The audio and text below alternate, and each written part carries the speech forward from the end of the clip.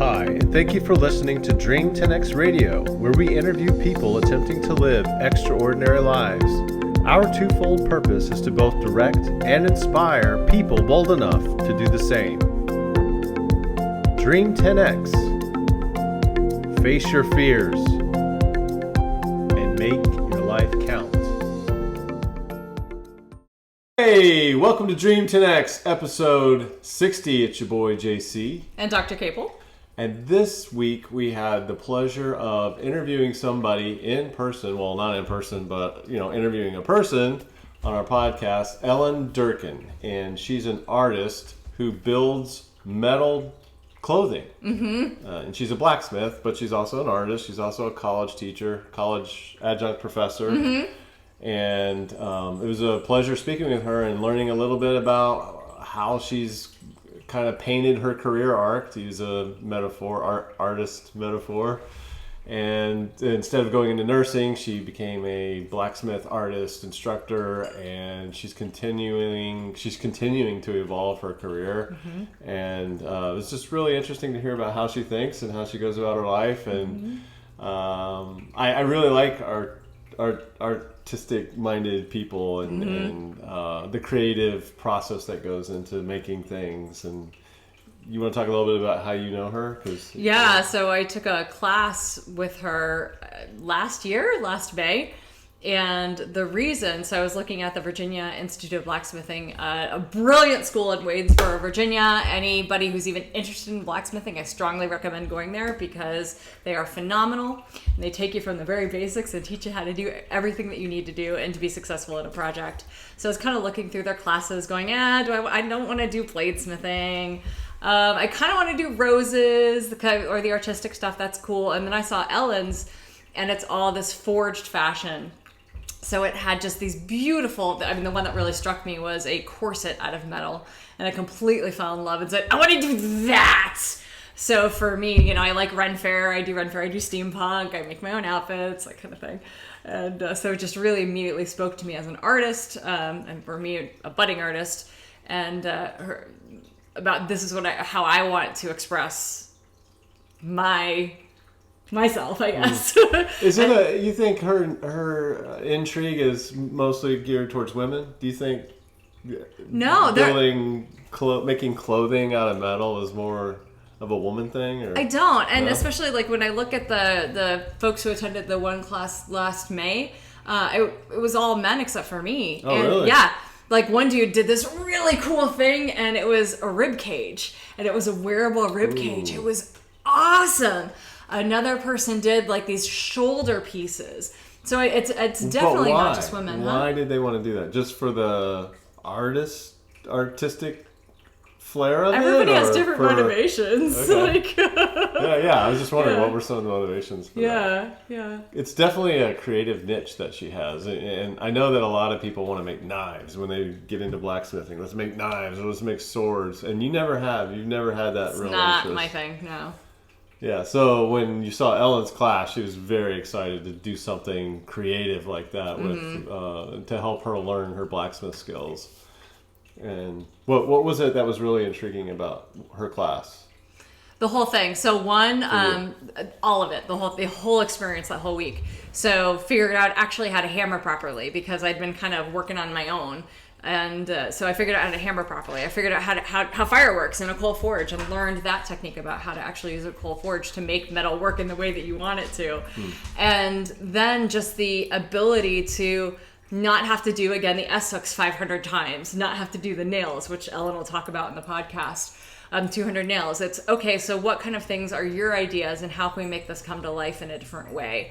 So you don't have to take that standard path. You can really create something really cool that's meaningful for you right there and on the spot. And I did. I had this beautiful necklace, and we call it murder jewelry because it's very pointy. And we'll put a picture of that. Yeah, definitely.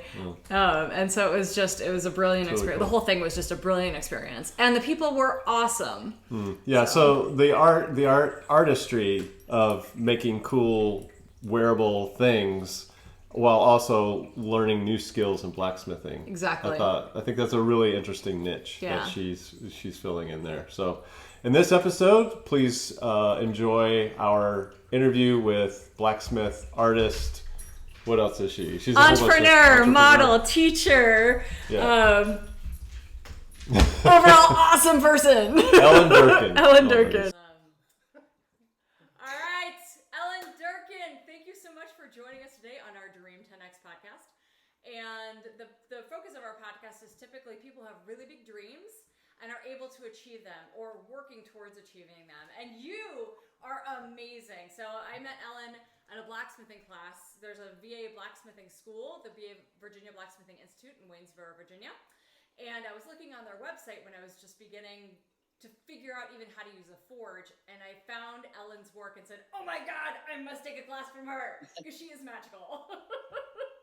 So fortunately was able to get into the class and able to meet her live and in person. And she is wonderful. And she's here with us today to share all of her wisdom.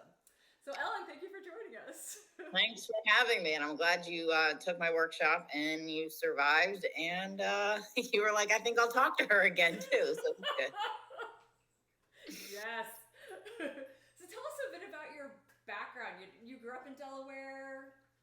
Yeah, I grew up in Delaware, and then I was going to go to school for nursing, and I started going to school for nursing, and then I decided that that would be terrible for me. And then I switched to art and I just kept going. And then I ended up in blacksmithing, somewhere in graduate school is the shortened version. So probably around 2008, I started like haphazardly forging things because my school had a forge, but there was no one there to like teach forging. So it was just me kind of just smashing at things. And then at some point during my graduate program, one of the other professors suggested that I take a class at a craft center and that they had blacksmithing. And I was like, what is blacksmithing? And this was before like, social media and internet, and you could just like find everything really easily. So I applied to be an assistant at Peters Valley Craft Center.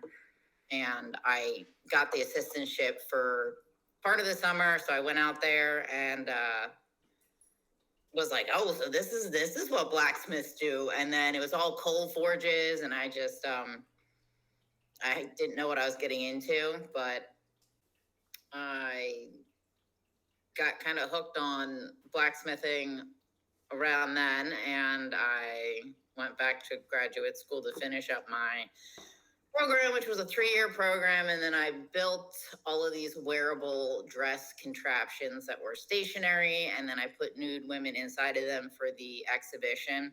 And the dresses were not structurally sound, but like the ideas were there. It's just the engineering and like the skills and everything were a little bit rough, but I had big ideas and stuff in my brain. I just, was trying not to kill anybody, but we didn't do any trial runs before the thesis show. So I had one girl pass out, which is fun. Oh, awkward. Yeah, I was like, people were like, did you do trial runs? And I was like, no, we didn't have time for trial runs. We just put people in these devices and we were like, time to go. Damn. Since then, I have like continued that series, and now I make separates. So instead of like one big murder death trap that you just get encaged in, I make separate pieces that you can, assemble depending on like, what fits and what doesn't fit. And you build in leather into your work too, so it's more malleable and yes. Yeah. So that's another learning curve that I went through. So originally I was like, went from these stationary cage dresses to just like metal on the body. So that was kind of rough. And then I was like, let me add some leather to make it less tortury. So some of my early models that have been modeling for like years are like, remember the OG dresses? And I'm like, yeah. I think one of my favorite pieces is your metal corset. Oh, yeah, they've gotten better. I've been in everything that I've made, so yeah. I'm not putting people in these devices without having any idea what they feel like. And then if I have new people modeling, I do trial runs, so I don't just send them out on the runway to just like, bye, good luck, hope you don't die, don't get stuck in a door frame. By the way, you have to go sideways in that one or you'll get stuck. Oh my God. So one thing you said in your website, which I absolutely loved, is you created these pieces, you enjoy creating pieces to fit the complex forms of the figure and how each piece takes on a new present with a new wearer. So it's like living art. Yeah, and that was always important to me. I just didn't know that early on. Like early on when I started making these pieces, like they looked cool by themselves and people were like, well, why can't they just be like sculptural objects? And I was like, no, they need to be like wearable, not just like the thing. And it makes more sense now, but I was really hell-bent on it early on. I just didn't understand why until I started seeing like different people in the pieces and how like they took it to like a different level every time. And then I started teaching the workshops, which early on the workshops were like hard to navigate because the class is structured in a way where everyone has a lot of independence with their pieces. Like everyone's building similar elements, but you're applying them differently. So there's a lot of room to like express yourself, which is different and it's hard to navigate. So early on the classes, people were like, we don't know what to do with these classes. And I was like, well, we're going to make wearable things, but there is structure, but like people have to be open to, you know, experimenting with not only their body, but like their concepts and stuff. So that was definitely interesting. And teaching has made me realize that the wearable aspect is kind of more important almost at this point than just like the physical pieces, I guess. And then every time I make the pieces at conferences, people are like, oh, I want to wear them. And it's like unassuming people will be like coming out of the audience like, I want to put it on. I want to take a picture of me in it. Yeah. Oh, that's wild. Okay, so that's really interesting too because when I was at I went to the Dale's grilling tools class. We were talking about you, of course, because you're awesome. And the grill. I'm not talking about the grill. You know, murder weapons. And he was saying that he had somebody ask him, well, do I have to get naked to blacksmith in this class? And he's like, no, You're like, please keep your clothes on. No. So, like, what is that dichotomy, and how are you able to merge into the blacksmithing world, and what challenges do you face with that? I think when people come at it with that approach, it's their own kind of like, I guess their own insecurities or inability to like grasp what it is. So I don't really think it's like on me. So I think it's just people's own like, I think when things make people uncomfortable, they get kind of like standoffish, or they're like, oh, like I wouldn't be naked. And it's like, just their own reaction to it. So early on when I started, I was like, oh, like, well, like, I don't know, like maybe I should change, like manipulate my concepts to make other people comfortable almost ish. And I think that was in the back of my head, but I was always like, no, I don't want to do that. It's the same when I structured my classes. It was like, well, maybe you should just build your classes so it's like, okay, we're all making this item, we're all making this thing that everyone can understand or whatever. Then I probably just stopped like being worried about it. I was like, I'm going to do the thing. And then like the people that are attracted to it and that want to take the classes, they can take them. And the people that don't have to take the classes. So I think at one point I was talking to somebody and I had written up a class description and I put the words like emotional armor in the description. And then they were like, oh, well, people read it. And those words were like, oh, we don't know what that means. Like, we can't pitch a class that says like emotional armor or something. And I'm like, was it a bunch of old dudes that need to go to therapy? Yeah. Oh my God, I love that term, especially because one of the things I'm doing in my day job is we're building mindfulness across our organization. And one of the areas we're really focusing in on is empathetic and mindful communication. And one of the big barriers people have is understanding the needs of others and what's behind that. And so it is that barrier to understand your own needs and the needs of others. So I love the term emotional armor, because that really kind of emphasizes what we're trying to do. And I love the visualization of the metal being that armor, and how do you overcome that? So that, sorry, sidebar, but that was just really cool. Yeah, and I was like, but I feel like that fits the work really well. And I think the people that are going to be attracted to the classes are going to be different people than someone who's going to take, like, someone who's going to be like, oh, I want to take this tool making class or whatever. Not to say they can't take both, but someone might be interested in taking my class that would be like, I never thought about getting into like blacksmithing or whatever until I saw this particular thing, and I thought I would try it. Because if you introduced me to blacksmithing early on, you're like, Ellen, you have to make these like 500 nails, and you have to make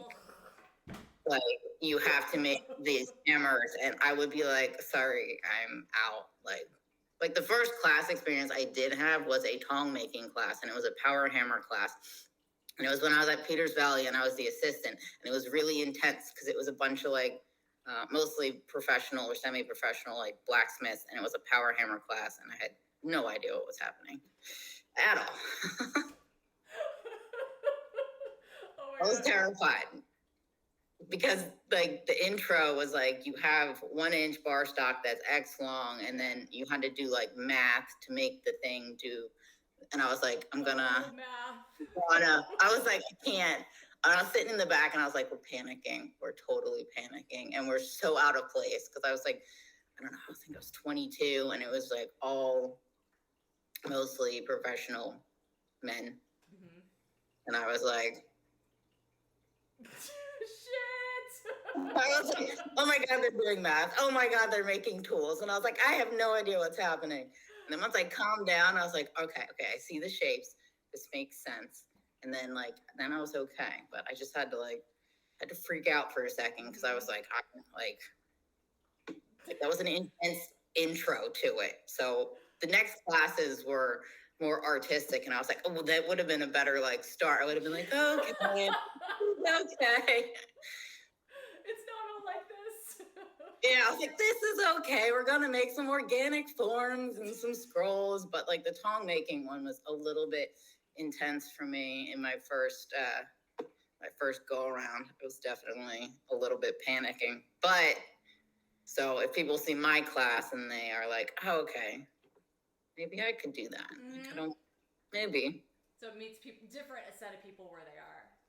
Yeah, and then everyone can take the class as a beginner as well, and they can come out with a really cool piece, because I gear the classes towards everyone's skill sets as well. So everyone has different tier options that they can meet depending on what their experience level is. Mm-hmm. So, I mean, that is harder to navigate as a workshop, but the outcome is cool. Yeah, totally.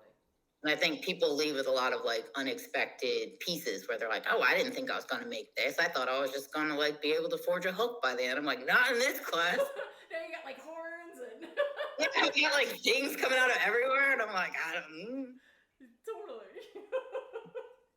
Well, how did you make the transition of getting out of the normal, making knives and the hooks and stuff like that, and traditional blacksmithing, to making clothing? Oh, well, I didn't start off there. I just launched into the clothing. I skipped the whole traditional. What gave you the chutzpah, the desire to don't know. I just went for it, and I think there's several other bodies of work that I was working on before then, and then I started on this metal series in graduate school, and I had other things going on in my studio, and I did people would come by and they would do artist one-on-ones, and you have visiting artists and whatever come by, and you'd have critiques. And then I had someone tell me that to not continue this the wearable body of work because they didn't think it was going anywhere. And I was like, well, I don't think you're right. Damn. I was like, I don't think you're correct. But like, it wasn't developed to the point where someone else could see its potential. So I understand like why you would say that. But also, I always tell my students, I'm like, that doesn't mean I'm like right. If you think there's like potential in that direction, by all means, go find out. Like, and if he doesn't, then you just took a little sidebar anyway. So whatever. Mm-hmm.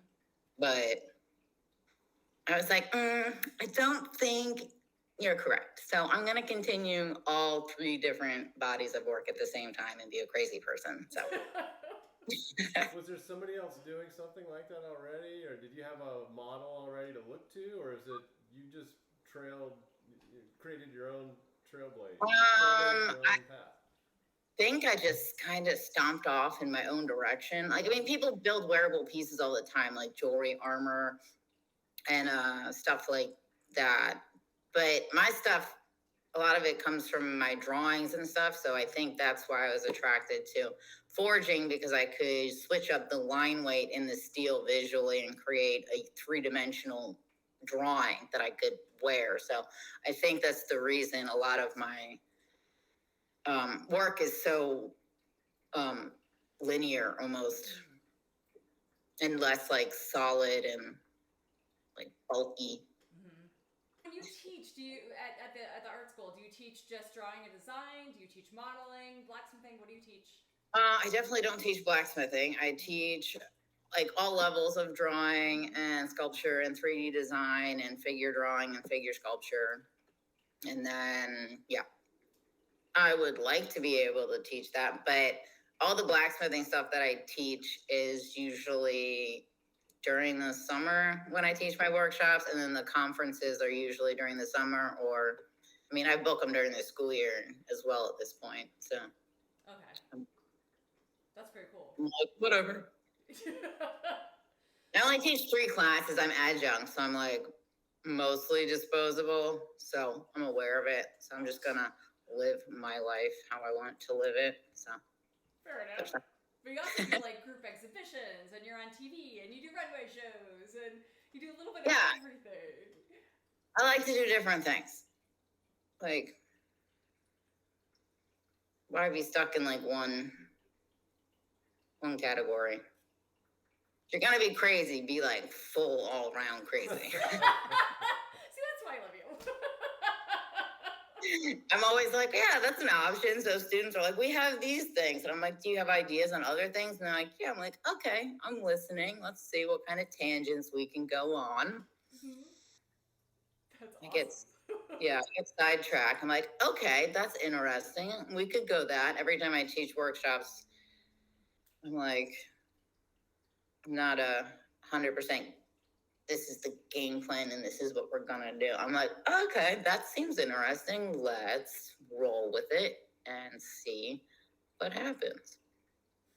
That's very positive. Are you ever like, this person just has no self-awareness of their skills? I usually, if somebody comes in and their skills aren't at the level of whatever they're trying to do, I'll try and modify their concepts of their design. So I'll like pitch out, be like, okay, here's some ideas that you can build in X amount of time realistically, and then modify it to that. So I'm pretty good at gauging like where people are. I mean, if someone is like hell bent on doing whatever they're gonna do, if they want to hammer 2-inch square stock till their arm falls off for 5 days, and that is what they want to do, and I cannot talk them out of it at this point in my life, I'm like, you do you. That's fine. But most people are pretty reasonable and are like, okay, this is my skill set. This is what, and then, but you do you, whatever. Did you naturally learn those mentoring skills, or did you have to grow into them? I'm not sure, because my parents had 9 kids, so I was the oldest of 9 kids. So I don't know if that had something to do with my ability to navigate humans and organize them so they didn't all die at the same time. Except your models. Yeah. And then my college students, I'm always like, no chill. And they're like, I'm like, yeah, I don't have no chill at this point. Like my emails are like, just like bullet points of things that you need to do or you fail. I'm just like, here are the things. I'm like, That's where it needs to be. Yep. yeah, I'm like, whatever. And then all my models are volunteers. So they want to do it and they want to do it like again. So I'm like, okay. That was something that I thought was interesting as this whole thing progresses, how many people were like super excited to be in the pieces and not only be in them once and be like, I regret this decision. They're like, oh, I'll do it again. And I was like, well, wait till tomorrow when your low back is hurting. So and yet they still came back to they do come back. You got to have a couple days in between. I have noticed that as I get older, the skirts get a little bit heavier, and I don't know if they're actually getting physically heavier, but my spine. Yeah. I am like, oh, I can't be wearing that in heels for 6 hours. That's a little bit insane. How do you fit the stuff you make to a model? I make it about my size-ish, and then I make it adjustable with the leather. So having the pieces built in separates makes them pretty adjustable for a lot of different sizes and like torso lengths and everything. Because you can be like a similar size as somebody, but like your bust is different, or your torso length is different. Things are longer, things are shorter, whatever. And then when I have models, all of my like models are usually just like regular people. Not like Victoria's Secret's fashion models that are like 8 feet tall and have like the torso length of my entire body. And stuff. They're like regular women. So I try and fit a piece for them so that not only like physically fits them, but it also like fits their personality or whatever. And then I ask them if there's something that they want to wear that they like see that they're like, oh yeah, I want to wear that. And then I kind of go from there. So it has to fit both. So if I see someone if I put someone in a piece and they're looking uncomfortable, but they're like not telling me they're uncomfortable, then I'll just I'll switch them out with something so they don't like feel insecure on the runway or in the photos, because all of that will come out when you're walking or doing your photos. Even if you don't think there's something wrong with, like, no one else will be like, there, oh God, but if you feel uncomfortable, like, I don't want to put you out there like that. Yeah. So everyone has issues with things that you're like, obviously that is a non-issue, but to them it might be an issue. What is it about metal as a medium that attracted you to clothing?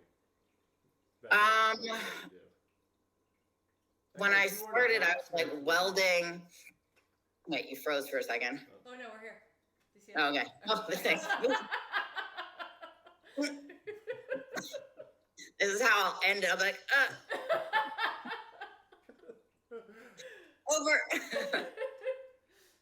Well, in graduate school, I was welding up these steel frames and I was sewing fabric on them. And I was just making these like big kind of ugly sculpture things. And then I started stripping off all of the fabric and whatever other random bullshit I was putting on there. And then I started hitting the metal and I could manipulate the metal. And I thought that was cool that I could manipulate it. And it was like drawing in 3 dimensions. And then as I got like better at like my craft, and then I really started to learn how to manipulate the metal and the stock size and like see how far I can like push the material. And then I was like, yeah, that's cool. But that's probably what hooked me in. And now my body's like, not so cool now, huh? Getting all their socks. Yeah, my shoulders like, should have stuck with drawing. And I'm like, yeah, I did, but they're giant ass drawings and they also hurt my shoulder. Are the drawings behind you how you typically start a metal piece? They go back and forth. So the one that's like right behind me, this big That's really monster cool. one, that neck piece is a copper neck piece that I made before this one. So then I photographed it on a friend and then made the drawing. So sometimes they go back and forth. Sometimes the drawings are like their own thing. Yeah. But I like to have multiple things going at the same time. I have another piece of paper that I set up too, because this is where a normal person would have a TV in their apartment. But Okay, how do you reach the height? Do you get on a stool and like just go up and yeah, I have a Okay. stool that I step on, and then I've also worked on this big one. I've taken it down, put it on my drawing table, and then I've had it on the floor at points. So Yeah. it's a little excessive. So How would you characterize your style, your clothing style? Is it like steampunky, or do you not have a characteristic that you kind of look I don't for? know. I call it forged fashion at this point to like simplify it. But it's a wearable art. It's for performance reasons. So people are frequently like, "Where would you wear that?" And I'm like, "I don't know. Trader Joe's. Go buy cheese. Doesn't matter. Why not? Wherever you want. Social distancing. Don't." That's a pretty common when people don't understand it at all and they're like trying to grasp for something. They're like, "But where would you wear it?" And they're just like, "Make it make sense." And I was like, "It doesn't make sense." And they're like, "Somebody tell me." I'm like, Do you wear it? Do you wear your own stuff out and about, like at Trader Joe's? "Well, I usually don't wear it out and about because I'm not that ambitious. Like, unless at this point we're doing photos or something like that, then I don't get that overly ambitious. I mean, maybe someday. Maybe when I get old and You don't I care. was magically wealthy, I would wear it out on the regular just because to make a scene. Absolutely. I had a question and I lost it. Probably because I get distracted really easily. I always warn people, and I'm like, "Okay, just, pull me back in because we don't know what we're going to say." That's why it's fun. I'm like, "We're not going to listen to this because we're not going to listen to ourselves for an hour talk because that's insane." So what's been the biggest challenge for you overall in this whole experience? Of like being an artist, Yeah. generally. Hustling. It's really hard to make money unless you like come from money or like you marry money or you are very lucky or something. I would say most people that graduate from art school aren't making a living at it like 10 years later. I would probably assume that because it is incredibly difficult. So I've worked all different jobs. Like I bartended for 7 years. I was working at a fabrication shop before the entire universe blew up. I had to pay off an exorbitant amount of student loans, so that was definitely brutal. I'd say just like hustling, because everything that you do to make money isn't making enough money by itself for you to support yourself. Yeah. So teaching an adjunct at a college, people might be like, "Oh, you teach at a college." And you're like, "I'm adjunct. We get paid like it's 1982. And no benefits and any of that. And there's no benefits, and we're just poor all the time, and we have no chill." So the students are just like, "Oh my God." I'm like, "Well, contact me in 10 years and then see if I was overreacting." Yeah. I don't know. So, yeah, I'd say making it work is just, it's different because there's no guidelines for it. There's no guidelines for being like, this is how you survive as an artist. This is how you survive making wearable metal work. There is no like path that you're like, "Oh, if you follow these steps, you will be successful." Yeah. There is no path. So I think Starting your own. as soon as you realize that you're kind of by yourself and you're just got to do your thing. And I think if you're passionate about it, that doesn't mean you're going to be rich. Right. It just means that you're going to be like doing your thing and not completely hating your existence. Right. But there's also like the security is not there. So you're just, if you need security, then the art path would probably not be for you. Well, I imagine like a lot of your students, and you're absolutely an example for other people who are up and coming in the art world about how to try and make it work and how to like live your passion and dream. And so I just am so impressed that you're doing this and able to at least survive and keep going. Yeah. And then People are like, making a living. I'm like, you mean a surviving? Because a living would imply other things, but a surviving might be a little bit more accurate. Yeah. So how do you make money? Well, I make $3 teaching at the college, and then I organize my workshops and my conferences and demonstrations and all that. So that brings in money. I occasionally do commission work, but that isn't the base of my income. Yeah. Like it's random, and I don't do like really big like Gates commission and stuff like that, and or something that's super extra fabrication based.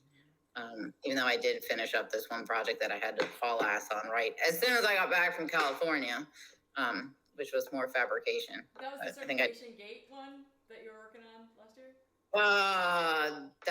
I finished that one already. That made me cry a lot. It was gorgeous.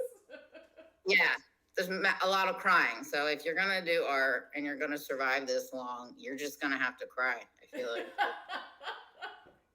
It's the passion into the art. Yeah, just cry a little bit every day and you'll be fine. It'll be good. It'll be fine. Sounds like my regular job. Shoot. I know, but just normalize it. It's socially acceptable. Yes. Yeah. We're going to be like, that was not helpful, Ellen. I wanted 3 easy steps to making money. And I'm like, so how do we support you? How do we support you in this adventure and help to make sure that art lives? You can take workshops at different craft centers, like in Virginia. So I'll be back there at this place teaching another wearable workshop. So you can take workshops with Virginia Blacksmithing Institute. Yeah, and it's at the end of this month, which is, or is it May yet? It's almost May is tomorrow, yeah. What the hell? I know. I know. I'm like, I don't know what year it is. I don't know what's happening, but yeah, I'll be back at the Virginia Institute end of May if you would like to take a workshop. And then I do have Patreon as well. So I post Patreon. It's a crowdfunding. So like if you have an artist or someone that you like and you want to support and you want to give them a couple dollars or whatever, you can sign up for that. And so I do my art and my pinup and everything because I do different things, and that is on my Patreon. So as a Patreon, you sign up and you are able to support you in your art, and then as the person who gives you money, like the crowdfunding, you get things in return. Yeah, so you'd get access to like different processes of work and like updates on things that I'm not posting on social media. It's just if you have an artist or someone that you're like, oh, I'd like to make sure that they can buy cheese this week. And then you'd be like, I'm going to give them $15. Like, while she goes to buy cheese in her full of in my medal, my social distancing uniform, and my cheese in Trader Joe's. I feel like Trader Joe's would be okay with me doing that. I feel like they'd be fine. I would think so. I think they'd support it. Yeah, probably. So Patreon is where people can go to find a way to support you in addition to taking the blacksmithing workshops. Yeah. And all that is on your website, www.ellendurkan.com. Yeah, and you can follow me on Instagram and check out things because there's a lot of different stuff. I go in different directions. Mm-hmm. Yeah, your Instagram posts are so cool. And I love how you model as well and embrace your own art as well as getting other people involved. So it's Yeah, I can't just torture other people, especially with like the underwater stuff. I'm like, well, we're gonna drown too. I can't put somebody in this metal underwater and then just be like, good luck. we'll drown together, and it's gonna be Well, beautiful. yeah. Jess is my drowning buddy, so like I drown first, and I'm like, let me see like how drowny this is, and then Jess goes in it, and then we drown together, and that's how you build friendships. That's a good friend to have. So what advice would you give to new artists who are trying to find their own path and journey? What advice would I give them? I would tell them to try a lot of different methods and techniques for things. Mm-hmm. And if they feel pulled in a certain direction,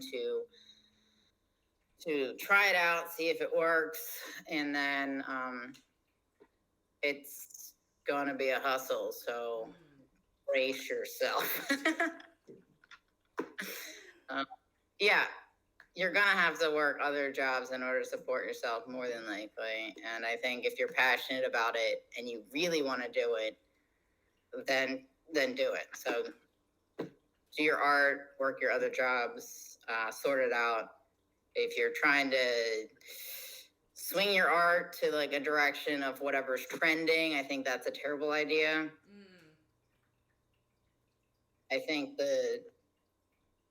I guess like the more genuine you can be with yourself at the time, the better off you will be in the long run than trying to chase something that doesn't suit you anymore.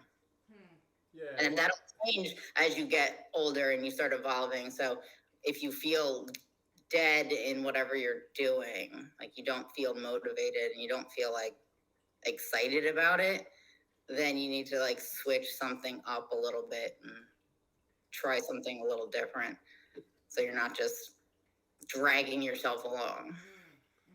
So why don't you find something more secure financially, like working a corporate job in a cube or something like that? At this point, I would rather throw myself off a bridge. I think if I was gonna do something like that, I would have had to get into it in my 20s. And at this point, like I've paid off a gratuitous amount of like all of my student loans, and I've worked all of the jobs that make me want to stab myself in the eye. And I think I've made it to a point where I'm just like, I just don't want to waste my time doing a bunch of shit that I don't want to do, that doesn't benefit me at all. Like, it'll give me money, but then I have, what do I do? Spend like 10 years of my life doing this thing that just like drains my existence so I can have health insurance. And then, like, I don't know. That doesn't appeal to me at all at this point. And I feel like I'm just getting more and more stubborn on it. So, like, if I was going to do it, I would have stuck with nursing. At the beginning of the thing, and then my life would be very, very different. I would be probably, I don't know, relatively normal-ish human, maybe. I don't know.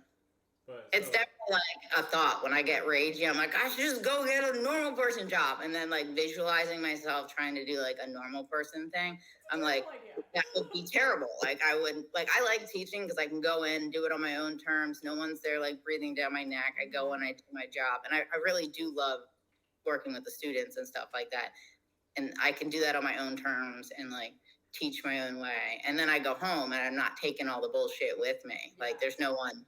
It's just, and then everything that I do for my workshops and demonstrations, like I have to organize that myself. And then people reach out to me, and it's a lot of like scheduling and booking things, and then hoping that I like, book my flights to like the right location in the right day in the right year. So what is it about taking this path less traveled in your life? Not being a nurse, being an artist, and working with making metallic clothing for people that hardly anybody ever. Your Trailblades are there. What is it about that lifestyle that you're getting out of that? I didn't. Why go through all this hustling that you have to go through so you can do this art? Because it wasn't planned. Like I didn't mean to do it. It wasn't something that like I was like, oh, I'm gonna go be an artist. I'm gonna go struggle bus for the rest of my life. Because if I had that like wherewithal when I was like 17, I would have been like, fuck that shit, I'm gonna go be a nurse. I think I was just drawn to the arts because I've always done like arts stuff. And I just kept going with it. So it wasn't like a 10-year plan kind of thing. And yeah, it's definitely not easy. It's definitely not easy. I would say if you're like good at like multiple things, then do the art and go be like, I don't know, smart scientist over here. And then to your art stuff. That would be smart. But I don't know. I guess I'm just gonna have to struggle bus it. Since the things that I like am attracted to and I'm like decent at, I'm like, would you like these things? People are like, no. Like, cool. You want them. Yeah. So it sounds like you're becoming more of your authentic self doing what you're doing as opposed to some other path you were taking earlier, and you have freedom in doing what you're doing. Yeah, especially as I get older, I do feel like that the path makes sense for what I'm doing right now. Not that I'll always be doing this. It's just, it feels right for me right now. So like when I switched from nursing, when I dropped the nursing major and then I went to art full time, I was like, oh my God, like I'm going to have my first mental breakdown. Looking back, I'm like, yeah, that was reasonable. That was a reasonable breakdown. But I guess I might have known early on that didn't make sense for me. Not that like this makes any sense to anybody else, but I feel like it makes sense to you. That's all that matters. It makes sense and like it feels like right for what I'm doing. Not that it's easy or it makes any sense. So there's a lot of things that make zero sense to most people, but you know what? I don't know. Some of us have to just make no sense. Cindy gets it. Yep, 100%. Every day. Yeah, I don't know.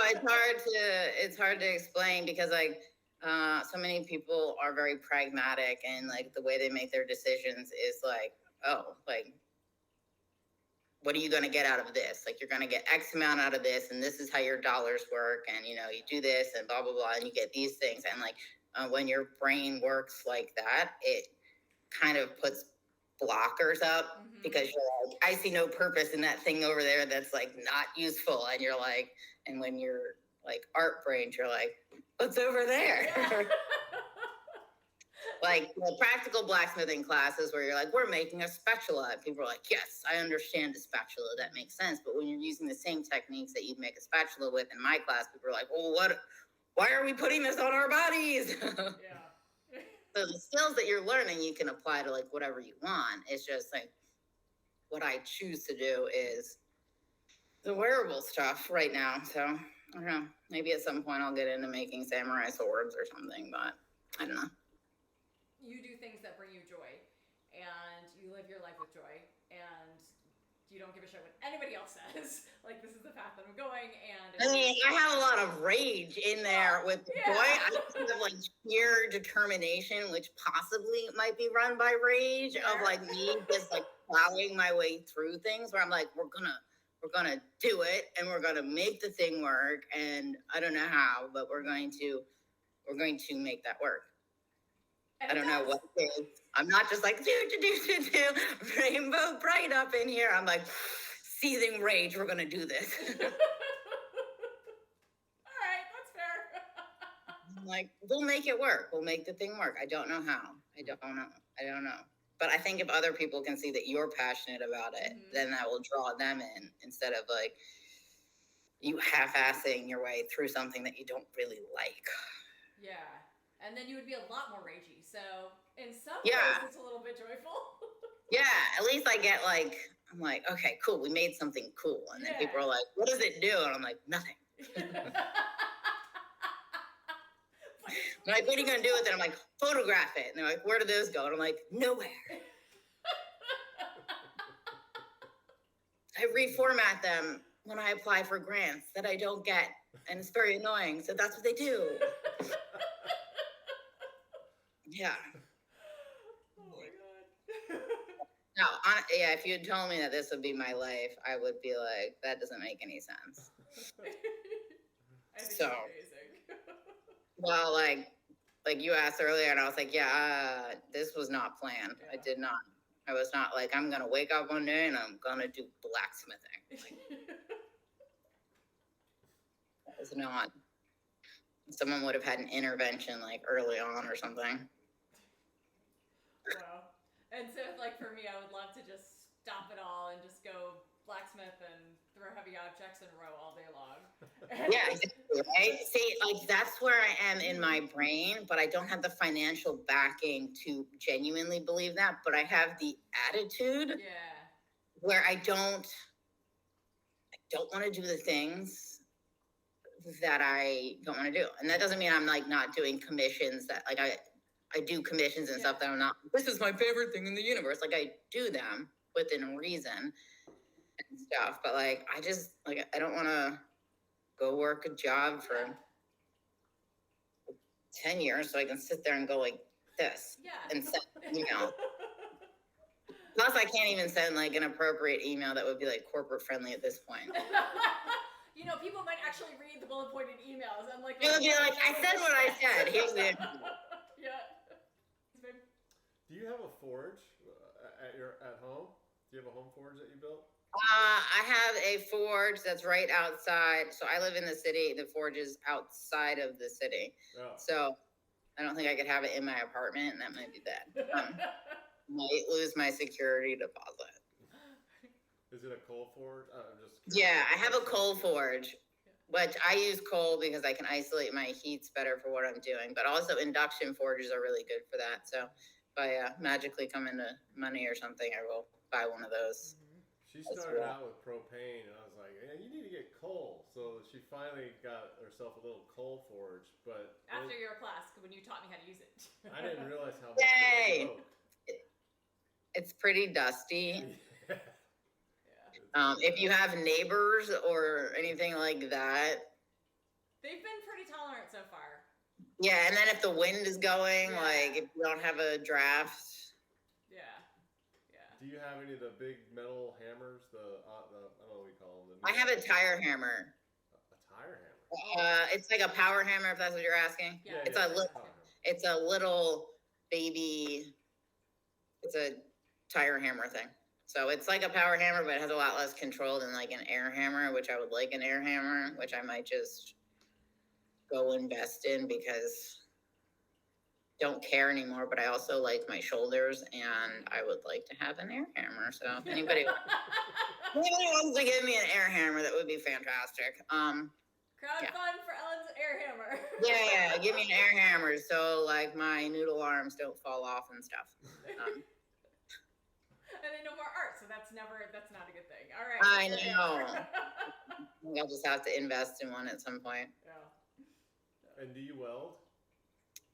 Yes, I have a MIG welder, but I don't usually weld for like my art pieces, my wearable pieces. I usually use a lot of riveting, and if I do weld, I'll use my oxyacetylene torches to do the welds, to make nice flat welds, until I can get like a TIG welder, and then I can make nice flat welds. But that's a whole other tangent. But yes, I have a smaller MIG welder. Why do you prefer the rivets to welding? I like the way the rivets look in the pieces. So the way it attaches, I like to use as a decorative element to kind of call attention to like how it's assembled. So if I'm going to put a weld in there, I'm going to make the weld kind of seamless if I use one, just so it doesn't call attention, so there isn't like a big old like bead on there that doesn't make sense with the piece. But I just did a bunch of welding on this last commission thing that I had to do. Oh, wow. But when's your next show? Do you do? I don't have like a big runway show lined up, but I did do 2 pretty big shows right before the entire universe shut down in like 2018, 2019. I did a runway show when the models were from the ages of 14 to 72. And then I did a big like solo retrospective show that I have a video of that I can send you a link for. Yeah, please. We'll put it on the... That was good. I'd like to do another like big solo show, but I'm glad I didn't wait till 2020 because people were like, wait till 2020. And I was like really stubborn. I was like, no, now. Which I'm glad because we all know 2020 was a shit show. Yeah. So my stubbornness paid off. So. Well, why haven't you done them anymore? Well, they take like a while to book out, and in order to do like an exhibition of that scale, you need to have the space available and funding. Like if you're going to do like the runway shows require a lot of funding, and you need a venue. And like the last one that we did part of it was part of a fundraiser for Delaware Contemporary, which is a museum gallery here. So they gave me the venue and did it as part of like funding for their staff. But put on the show by yourself would be extremely expensive. Just every detail gets expensive. It's like from your venue to your models to your hair and makeup, like your everything is expensive. Was the first show that you did back in 2018 or 2019, was that, did anybody buy any of your pieces as a result of that?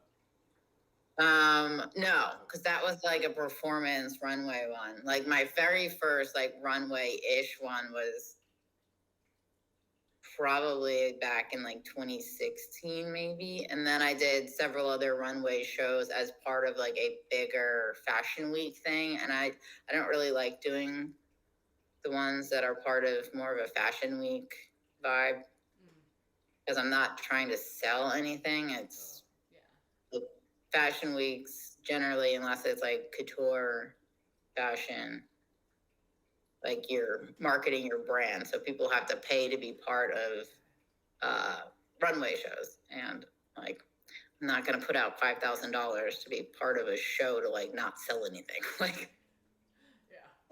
like, yeah. That makes sense. But I don't do the shows to sell things. Which is probably part of my problem. This could be my underlying issue. He's like incredibly frustrated. He's like, this makes no sense. Well, why do you do the shows then? Performance art, I guess. So like my last show, my models were from the ages of 14 to 72. And I partnered with a friend of mine who does fabric felt work. So she had these like felted fabric-y pieces and we combined them with the metal and the models came out in age order. And our oldest model was 72 and she was our finale model. So it was just more of how I want the work to be viewed than like somebody buying it. Not to say that someone can't buy it. It's just like my goal isn't to like, I don't make the pieces to sell. I just make them however I want to make them in whatever psychotic manner I think I want to make it. And then I do that and I put it out there so I don't cut corners in my own like artistic creativity. So I'm not like, oh my God, if I spent X amount of hours, I can't sell this. So when I'm doing commission work, I absolutely am like, okay, X amount of money, we need it done in this amount of time. Yeah. So I'm not going to go off on like random tangents for commission stuff, but my own stuff, I just go off on like whatever little tangent that I want to go off on. Yeah. That's very freeing, I would think, like to be able to, when I design classes, it's kind of the same thing. It's when somebody asks me to do a class for them, they want these specific goals out of it. So it gives me the framework, but then I'm able to bring in crazy things like improv. So we do a lot of improv and a lot of like random things in our classes. So I have the framework, but I'm able to create as much as I want in that context. And that's been it gives you some like freedom to like explore different things instead of just being stuck to like your list. Mm-hmm. But if you're like a list person, that this whole lifestyle would make you 100% insane. Yeah. You married somebody like this and now you're insane. I think it's a nice balance. One person is like list, and the other person is like all the things. I'm like, I wrote lists on paper somewhere. Oh, she's a list person. I make lists too. They're just like they're on. everywhere, though. Yeah, I have this notebook where they're just kind of like upside down and backwards, and some of the words don't even like make sense. They're just like something that made sense at the time. I'm like, what does that even mean? Yeah, that's yeah. I'm like, why would I write that down? Yeah, which meeting was I in for this one? Yeah, I'm told the same way. I'm like, I don't know. So I don't know. What's coming up for Ellen Durkan? You mentioned you got a class coming up in May? I do. I have a class at the end of May, which is a 5-day wearable workshop down at Virginia Institute. And then at the beginning of June, so June 2nd, I fly to Indianapolis. Yes, there. That's where I go. Well, that's where I booked my flight to, so that's where I'm going.